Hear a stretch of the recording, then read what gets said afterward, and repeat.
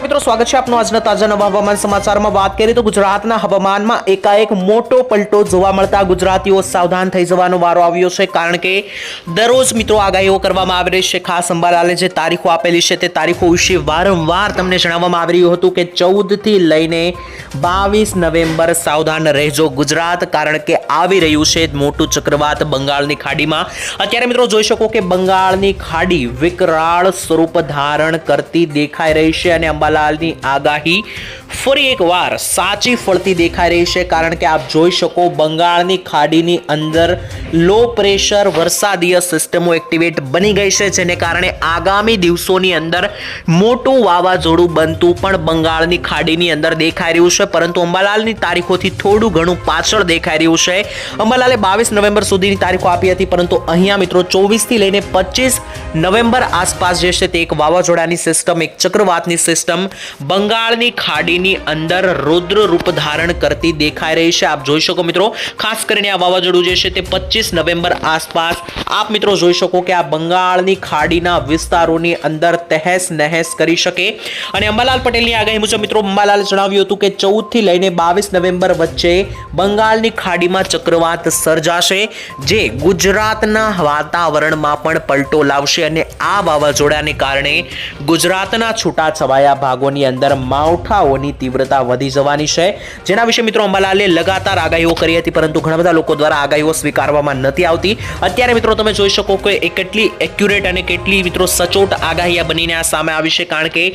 છેલ્લા 2-3 દિવસથી મિત્રો અરબ સાગરના અને બંગાળની ખાડીના વિસ્તારોમાં ચક્રવાતો બની રહ્યા હતા, જેની અસરના પગલે મિત્રો આ વાવાઝોડું બન્યું છે। મિત્રો આ વિડીયોની અંદર આપણે આ ડિટેલમાં માહિતી મેળવવાની છે। અત્યારે મિત્રો 1 મિનિટની અંદર મેં તમને ઉપર માહિતી આપી દીધી કે કઈ રીતનું આ વાવાઝોડું દેખાઈ રહ્યું છે, પરંતુ સવિસ્તાર માહિતી આપણે આ 10 મિનિટના વિડીયોમાં મેળવીશું। ખાસ કરીને સૌથી પહેલા તમને જણાવી દઉં કે આ વિડીયોની અંદર આપણે કઈ માહિતી મેળવવાની છે।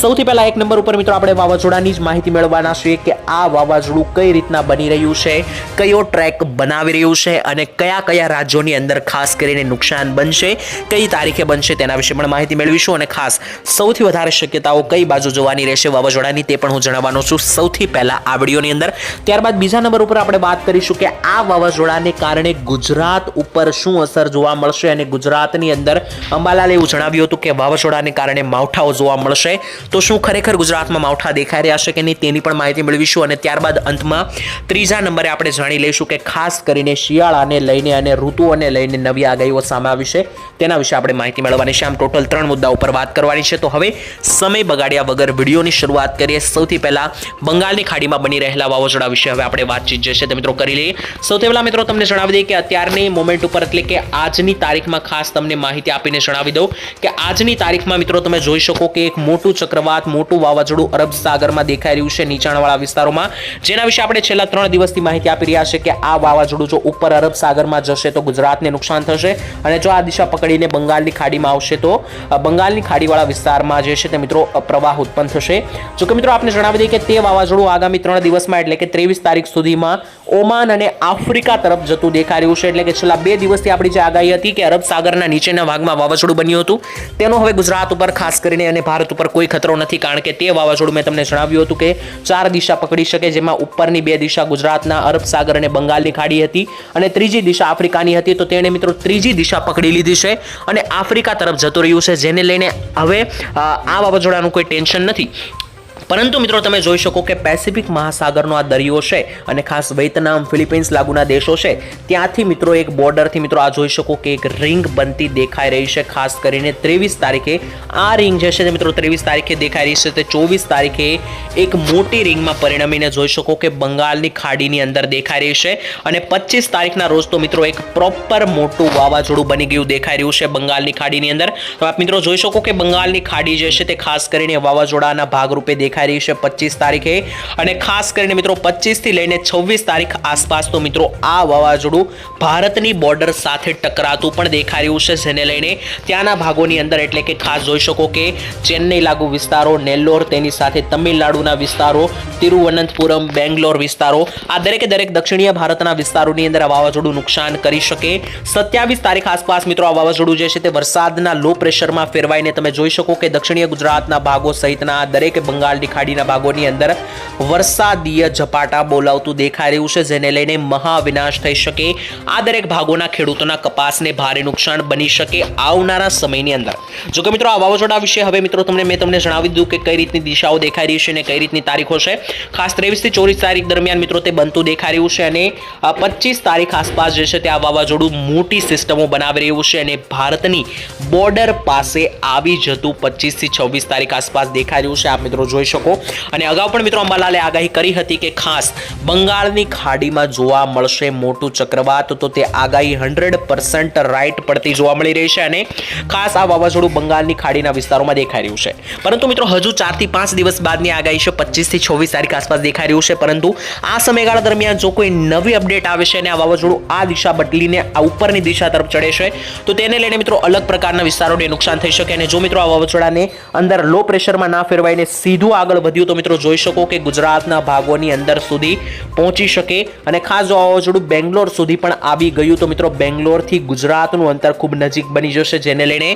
ભારે પવનોવાળા વરસાદ પણ ગુજરાત ઉપર જોવા મળી શકે. મિત્રો તમને આ વાવાઝોડા વિશે જણાવી દઈએ કે આ વાવાઝોડાને લઈને ગુજરાતમાં શું અસર થવાની છે તે પણ મિત્રો મેં તમને જણાવી દીધું કે ખાસ જ્યારે મિત્રો 25 થી 26 તારીખ આવશે ત્યારે આ વાવાઝોડાને પગલે ગુજરાતના ભાગોની અંદર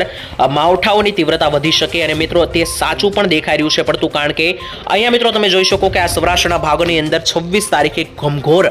વાદળો બનતા દેખાઈ રહ્યા છે. અને વાદળો કયા કયા ભાગમાં બની રહ્યા છે તે પણ તમે જાણી લઈએ. તો મિત્રો આપ જોઈ શકો કે આ વાદળો જે છે તે ખાસ કરીને ભાવનગરના વિસ્તારોની અંદર, તેની સાથે સાથે ભાવનગરના વલભીપુર, પાલીતાણા લાગુ વિસ્તારો, નીચે મિત્રો જોઈએ તો તળાજા સુધી અને ગારિયાધાર સુધીના ભાગોમાં દેખાઈ રહ્યા છે. અમરેલી જિલ્લાની વાત કરીએ તો અમરેલી જિલ્લાની અંદર પણ તમે જોઈ શકો લાઠી, બાબરા, અમરેલી, બગસરા, દેવરાજિયા, લુંઘાણિયાના વિસ્તારો, તેની સાથે સાથે સાબરકુંડલા, ધારી, ખાંભા, દેવરાજિયાથી ઉપર મિત્રો જોઈએ તો સાબરકુંડલા, બગસરા અને કુંકાવાવ સહિતના વિસ્તારોની અંદર અમરેલીમાં 25 તારીખ આસપાસ વાવાઝોડાની અસરને પગલે માવઠાઓ બની શકે, કારણ કે વાદળોની તીવ્રતા દેખાઈ રહી છે. તેની સાથે જૂનાગઢમાં જોઈ લઈએ કે કયા ભાગોમાં વાદળો દેખાઈ રહ્યા છે, તો ખાસ કરીને બિલખા, ભેસાણ, વંથાળી, માણાવદર, મુલિયાસા, મેંદરડા સહિતના ભાગો અને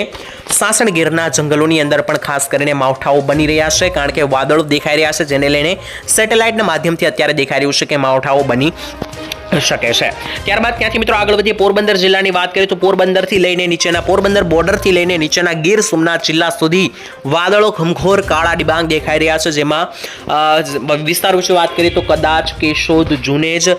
નીચે આવીએ તો ખાસ કરીને માંગરોળના વિસ્તારો, માલિયાના વિસ્તારો, વેરાવળ, તેની સાથે સાથે ઉના, તુલસીશ્યામ, ગીર ગઢડા, કોડીનાર, કેસરિયા અને આસપાસના મિત્રો છે કે મહુવા, રાજુલા, લીલિયા સુધીના ભાગોની અંદર જે છે તે આ બોર્ડરીય ભાગોની અંદર માવઠાઓની તીવ્રતા બનતી દેખાઈ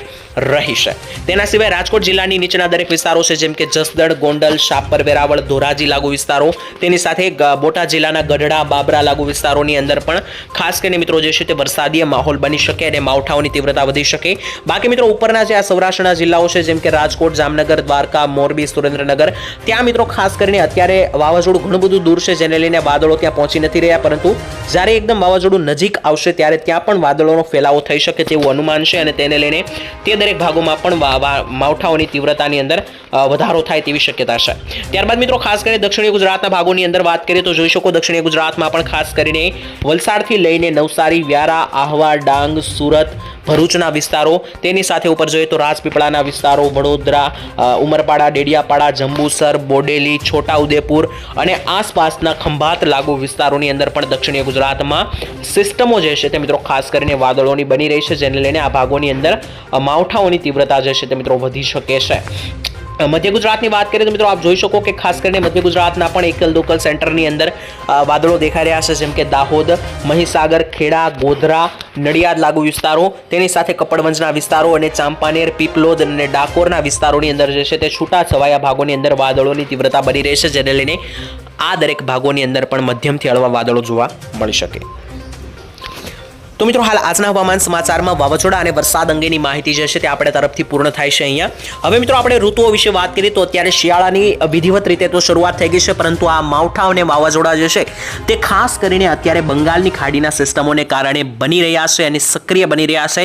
જેને લઈને મિત્રો હજુ તમને જણાવી દઈએ તો અંબાલાલે તો 2 ડિસેમ્બર સુધીના પણ ખાસ કરીને આગાહી આપી દીધી છે, કારણ કે અંબાલાલ દ્વારા એવું જણાવવામાં આવી રહ્યું છે કે ડિસેમ્બર મહિનાના એટલે કે આવનારા મહિનાના પહેલા અઠવાડિયામાં પણ એક ચક્રવાત બંગાળની ખાડીમાં બનશે. જો કે મિત્રો અંબાલાલની આગાહીને આપણે સામાન્ય ના માનવી જોઈએ, કારણ કે અંબાલાલની દરેકે દરેક આગાહી સચોટ બનતી જોવા મળી છે. અંબાલાલે જણાવ્યું હતું કે ઓક્ટોબર મહિનામાં 2 વાવાઝોડા બનશે, તે સાચે આપણને જોવા મળ્યા. તેમણે જણાવ્યું હતું કે નવેમ્બર મહિનામાં પણ 2 વાવાઝોડા જોવા મળશે, તેમાંથી આપણને એક જોવા મળી ગયું છે અત્યારે બંગાળની ખાડીમાં. અને હવે તેમની આગાહી છે કે ડિસેમ્બરમાં ફરી એકવાર પહેલા અઠવાડિયામાં એક વાવાઝોડું જોવા મળશે. જો મિત્રો તે બનશે તો આવનારા વિડીયોમાં ચોક્કસપણે તેના વિશે ચર્ચા કરવાની છે. બાકી શિયાળા વિશે પણ તેમની માહિતી છે કે શિયાળો પણ